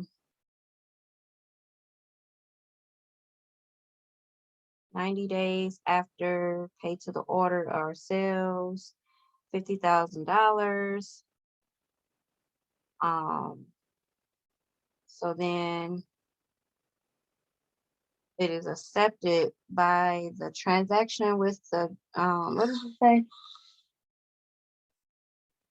The transaction which gives the rise to the instrument is the importation. So basically, all that matters is it says accepted. Payable is the Broad Street, New York Morgan Guarantee Trust Company of New York. So it was stamped and endorsed by the bank. Drafts and international trade. Drafts are an international convention. In England and the British Commonwealth, drafts are called bills of exchange. Like a draft, a bill of exchange is a kind of check or promissory note without interest. Used primarily in international trade, it is a written order by one person to pay another a specific sum on a specific date sometime in the future. If the bill of exchange is drawn on a bank, it is called a bank draft. If it is drawn on another party, it is called a trade draft. Sometimes a bill of exchange will simply be called a draft, but whereas the draft is always negotiable, transferable by endorsement, this is not necessarily true of a bill of exchange. A widely used draft in international trade is the banker's acceptance. It is a short-term credit investment created by a non-financial firm and guaranteed by a bank. This instrument is used when an exporter agrees to extend credit to an importer. Assume Love, the importer, is in New York. Rackets, the exporter, is in Taiwan. Rackets is willing to permit Love to pay 90 days after shipment. Love makes a deal with her New York bank to issue Rackets Bank in Taiwan a letter of credit. This tells the seller's bank that the buyer's bank is willing to accept a draft drawn on the buyer in accordance with terms spelled out in the letter of credit. Love's bank may insist on a security interest in the tennis racket, or it may conclude that Love is credit-worthy. On receipt of the letter of credit, Rackets presents its bank in Taiwan with a draft drawn on Love's bank. The bank antes up the purchase amount, less its fees and interest, paying Rackets directly. It then forwards the draft, bill of lading, and other papers to the correspondent bank in New York, which in turn presents it to Love's bank. If the papers are in order, Love's bank will accept the draft, sign it, which means to sign it. The signed draft is the banker's acceptance. You know, my first job was in the bank, and that was the job I used to do. Really? Yes, I worked in the bills exchange department, and we used to get a lot of letters of credit, bills of lading for those who are, I was like a teenager at the time. I did that for a year before I went to university. Wow. That was my experience. I wanted a year's experience before university, so that's what I did. And I used to calculate the exchange rate every morning that the teller would use for those who want to buy foreign exchange. Yeah. Wow. I should have gone into banking. I was actually, studying to do banking. But while I was working, I was like 18 or 19, I think. So I really enjoyed that job. It was my first job, and the manager really trained me well. I was very good. And the final year students for banking and finance used to come and work with us because they needed practical to be able to do their Part 4 exams. And I used to train them. They used to tell me that the work that I'm doing, the Part 1 exam for the banking and finance, I would just pass it without, So, but what happened was I was young. There was the manager that I was working with was an elderly British man, and he was going to retire soon. So the overall manager of the bank employed this African man to come and, working under him while he gets used to how everything works, so that he can take over when that man retires. Okay. Well, I was not getting along with that guy because I was the youngest in the bank. I was very pretty, and I wasn't, people always ask me, I used to have older people asking me to be their girlfriend. I thought, you ought to be my father, So I didn't really give a night, and this guy used to give me a tough time. So I was living in England at the time, in London, and my parents had gone back to Nigeria. So I was writing my mom about the problem I was having. So my mom, you know what they did? They just sent me, money to book my flight. I did my 1 year. My parents sent me a ticket. They sent me money to buy tickets for my flight back to Nigeria. And so because of that, I had to stop my, so I couldn't complete my course for finance. So I ended up going to Nigeria. My mom said they didn't know whether I was going to spend the money. So that's how I left. So when I gave in my resignation, they were kind of like shocked. They said, how come? I said, well, I did say this was going to be a year, experience for me. So that's how I left. And then I went to Nigeria, and then I did business and administration course. I did a 4-year program there. Yeah, but then I also studied banking and finance in business. I did a lot of, so yeah, that was how I left England. And then of course, during my course, I met my husband, got married, and moved back to the UK, and then from UK to Canada. So that's my part of my life history.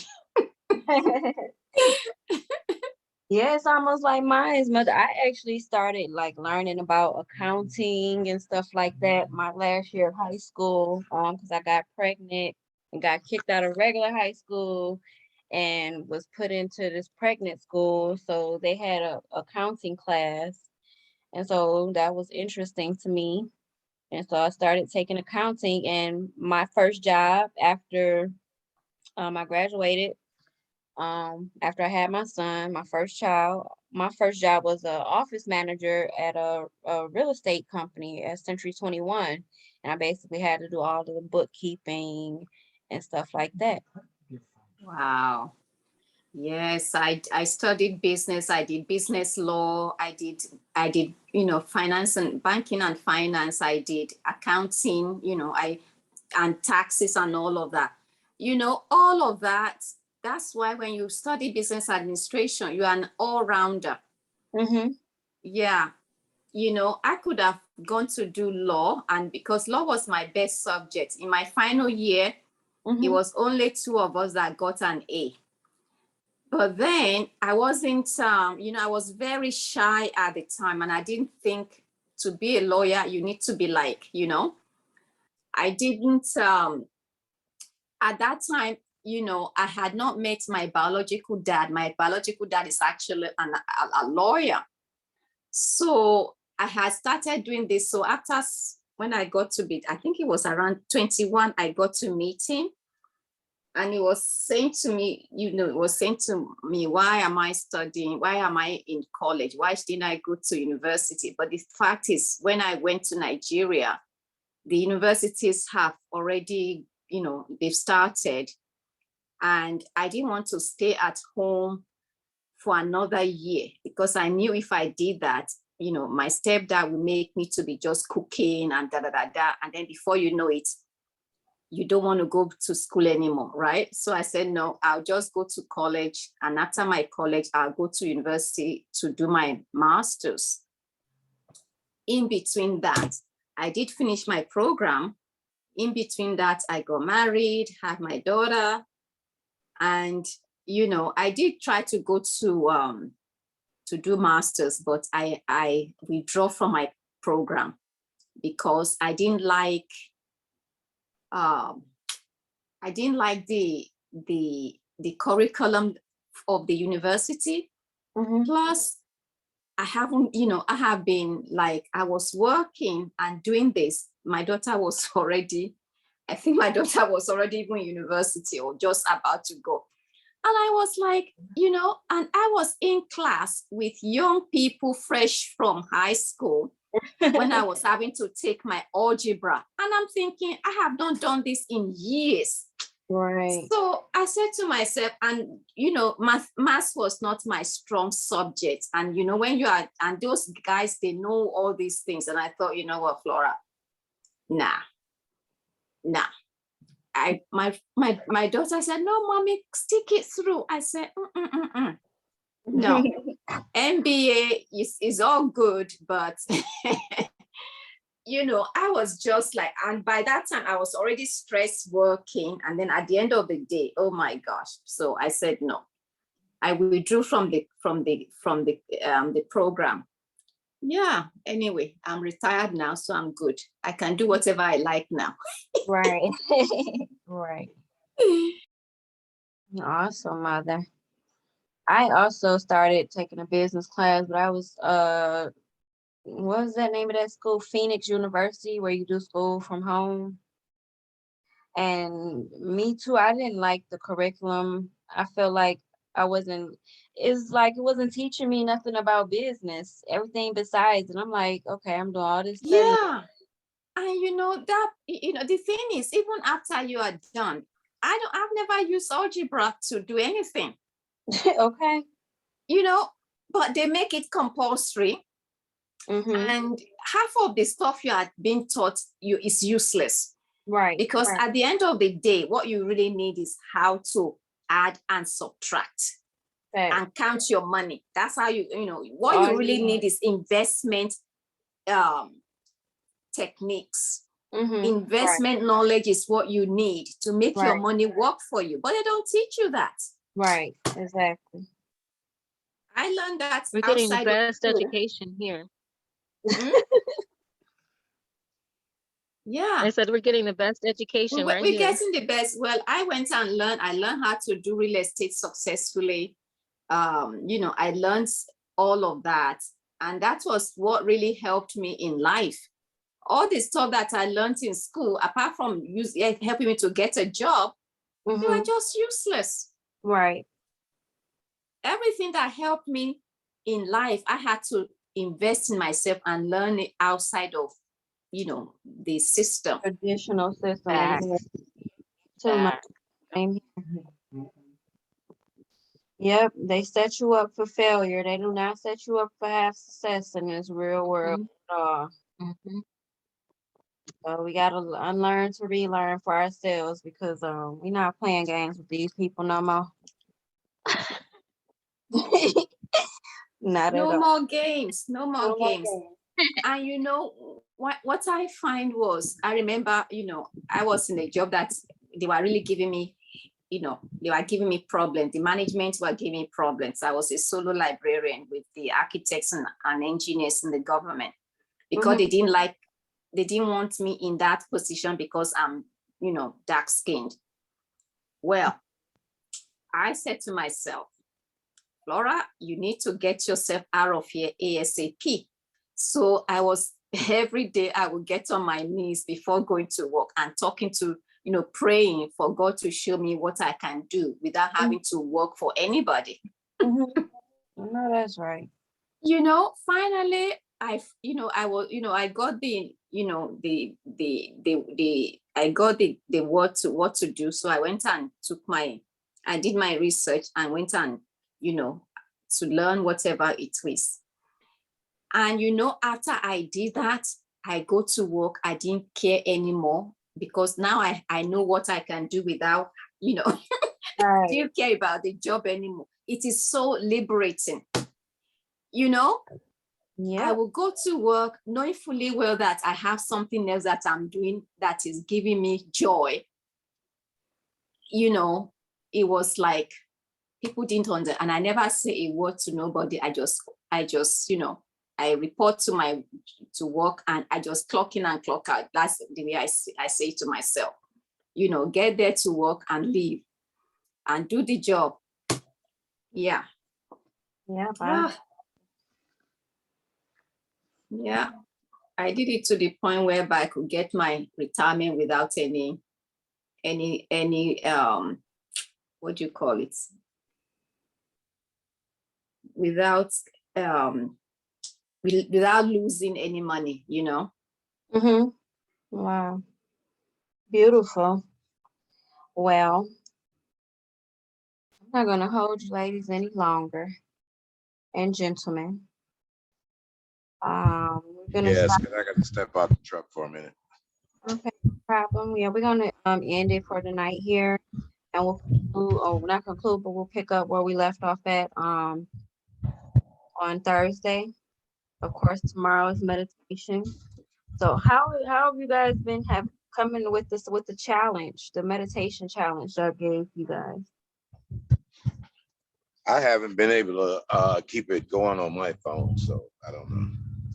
Okay, no problem. Well, I've been able to get some good meditations in. Been going pretty good for me. Well, I do my own every day anyway, so Mm, whatever helps. of course. Well, mothers, I enjoyed the second part of this call as always.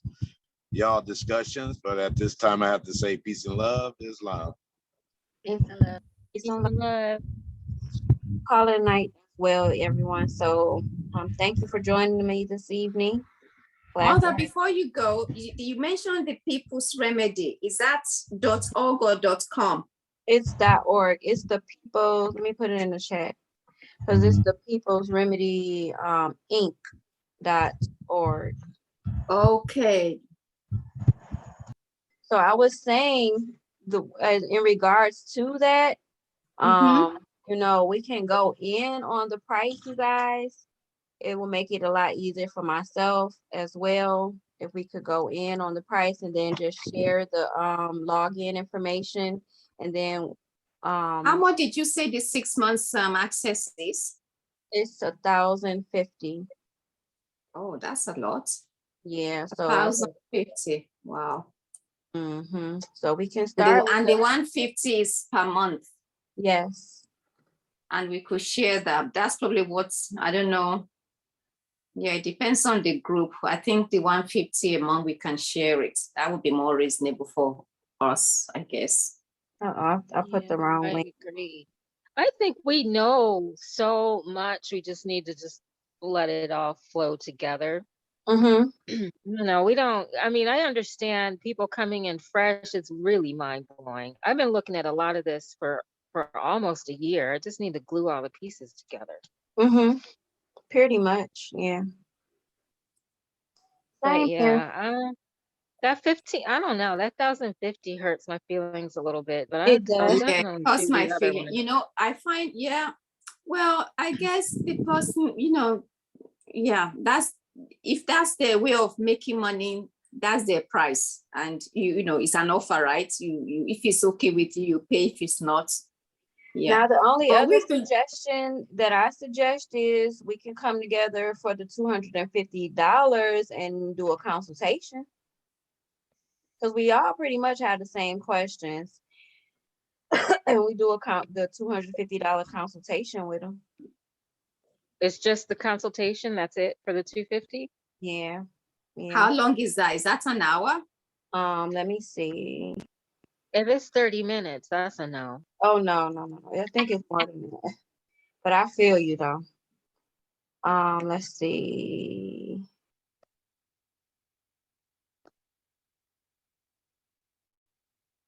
Um, 1 hour private consultation, 50. Come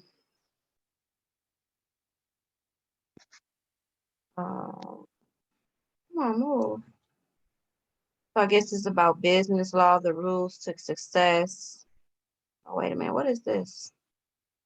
RSVP. You know, there's another guy that's laying out the whole process too, and he's charging 500, and he's providing like checklists.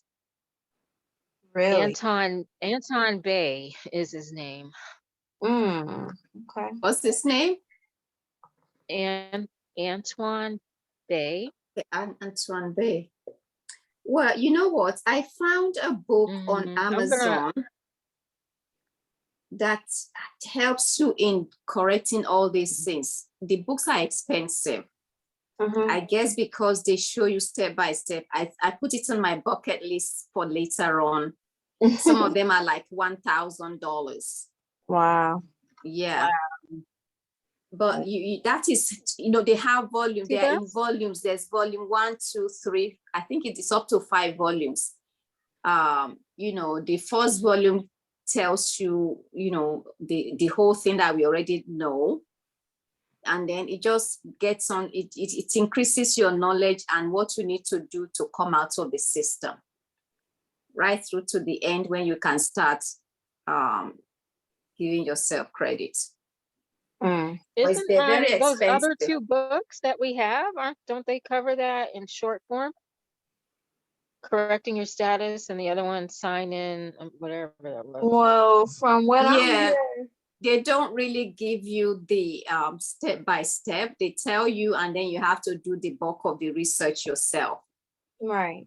But I guess this one is because they tell you, they give you in detail what exactly you need to do, to file all your papers. I wonder if it's in my browsing list. Let me see. Find out. I don't know that it's as complicated as we think. I was listening. I gotta find this other guy, because I actually started trying to type all this stuff out and streamline it, so it made sense to me to look at it. And yeah, I'm just filling in little holes, but I don't know that it's. I mean, what's the bulk of the information is just all the laws, I guess, all the convolutedness of the courts, but I don't think it's as coaching. as we Yes, think. coaching for $350, guys. What do you get for I that? just need What do you somebody get? to lay it out. Coaching. I'm trying to understand why this keeps popping up in front of the thing. I can't even see it. Let me see if I can move this out the way. No. It won't even let me see it. I don't know. But it says this package is for something. I can't even see it. I don't understand what is going on here. What the heck? Maybe he doesn't know he has this covering his page like that. I don't know.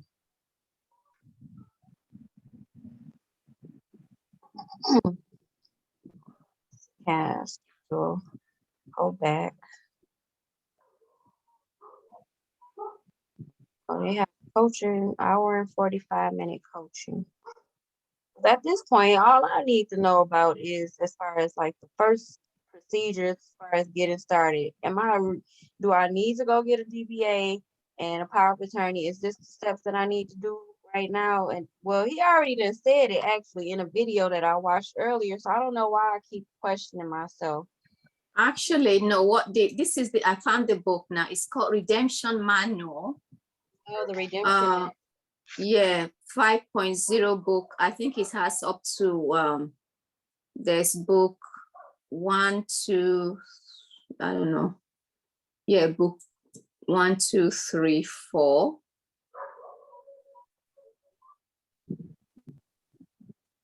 Redemption Manual. Friend of mine sent me, and I started reading it. The Redemption Manual book. I have this one, the 5th edition, but it's the PDF. Oh, it's a PDF. Well, it's better than Right, it's and good. from what I'm like, I read quite a bit of it. It goes into too much. Maybe I just need to go to the end of the dang on book, get the remedies I need, because it's talking about the Matrix movie and all of this stuff that it's like, okay, y'all. Yeah, you don't need that. You don't need, which is that is the 5th? Did you say it's the 5th edition? Which book is that? Is that book 1 or 2? Oh, this says 4.5. 4.5.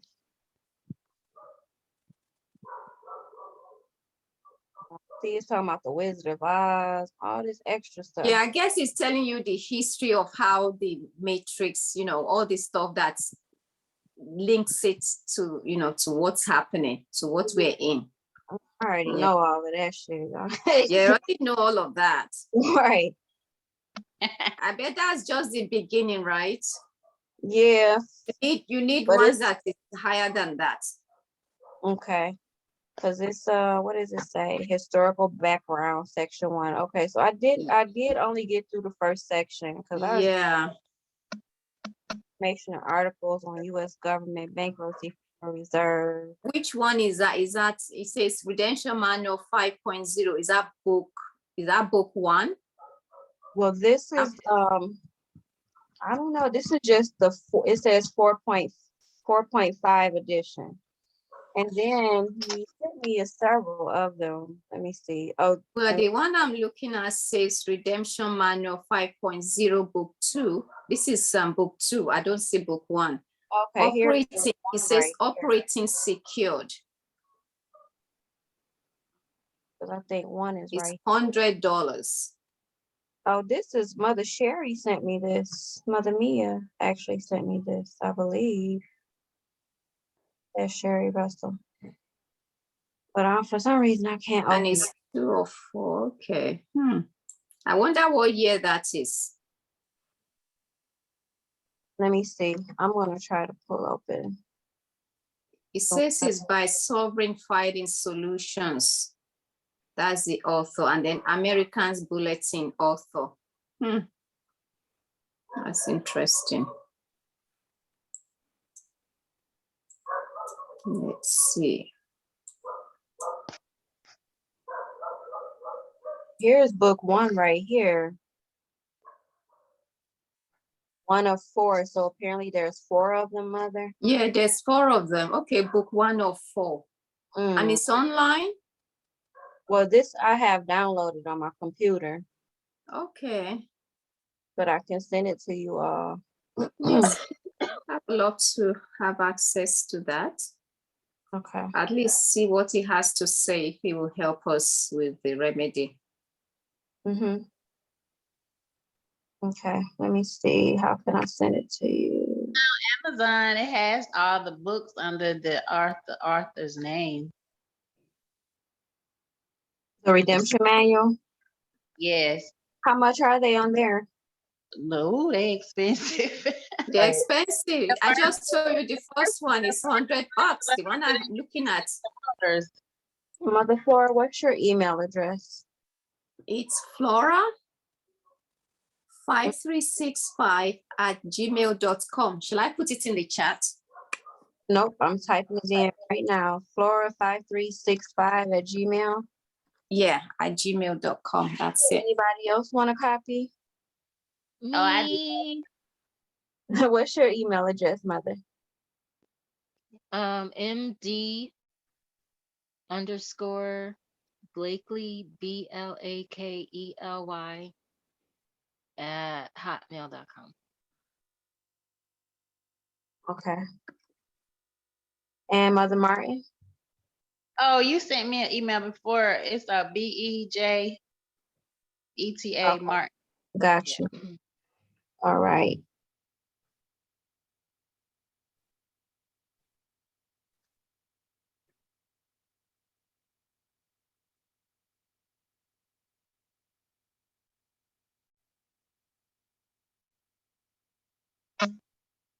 All right.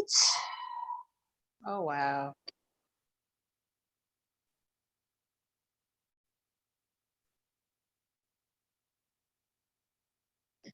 Yes, book 2 tells you more. Book 2 says, now armed with the tools as secured party creditor, as you have completed your SPC filing, you are ready to absorb the knowledge to use them properly in book 1. Properly in book 1, we learned that you have no rights unless you have declared them in this book. In this book, you will learn how to utilize the tools to defend them and create success for the future. The Redemption Manual 5.0 Book 2 will teach you how to manage and use many of the tools of the secured party creditor process and the unincorporated business organization trust. This book is a must-have for all secured party creditors and those looking to manage trusts. So.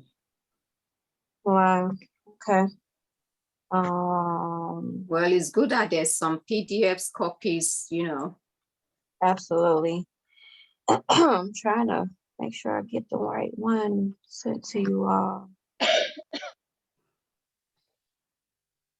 And guys, I was listening to another more. His name is Usama Ibn Booker. I think. Anyway, he did a Facebook presentation on this too. And I was following what he was saying. That's what I'm typing my notes based on. And I don't know. That's just a heads up if anybody wants to look him up and hear what What's he has his? to say. Can you spell his name again?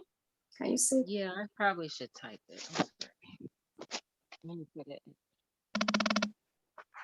What the heck? All right, let me close this.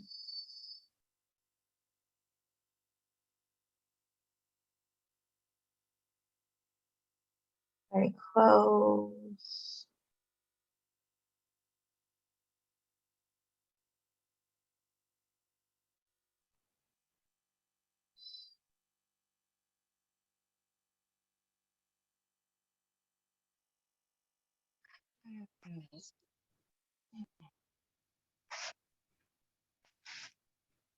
And he also got a lot of this banking information right out of the Certified Public Accounting Regulations manual. Okay. The very first thing he says is, we are the bank. We are the biggest collateral source of funds, paying off the national debt through our physical labor. That's how come they want us to be the straw man. They want us dead so they can take all our whatever, you know. That's what it is.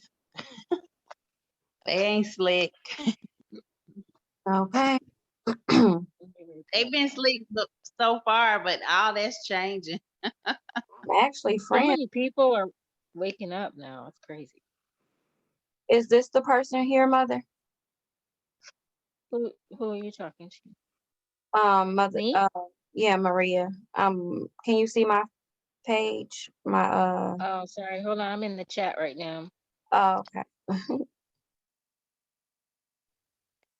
I'm just putting the manual in here real quick.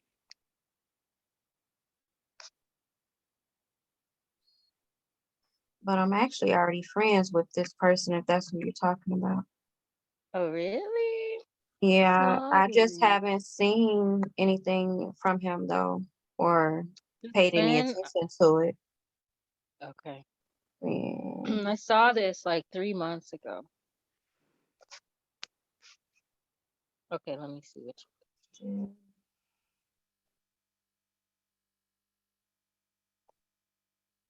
Oh, this guy right here. Mm-hmm. Okay, cool. I got him now. I made him my favorite so I can see what he's talking about. All right, Yeah, he went through that whole process. cool. Now I'm still trying to figure out how to attach this book so I can send it to y'all. Hold on one second. Okay.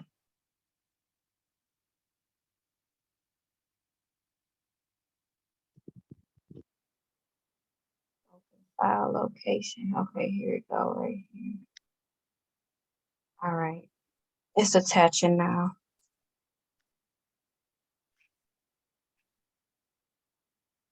It says it's going to be sent as a Google Drive link. Oh, okay. Yeah.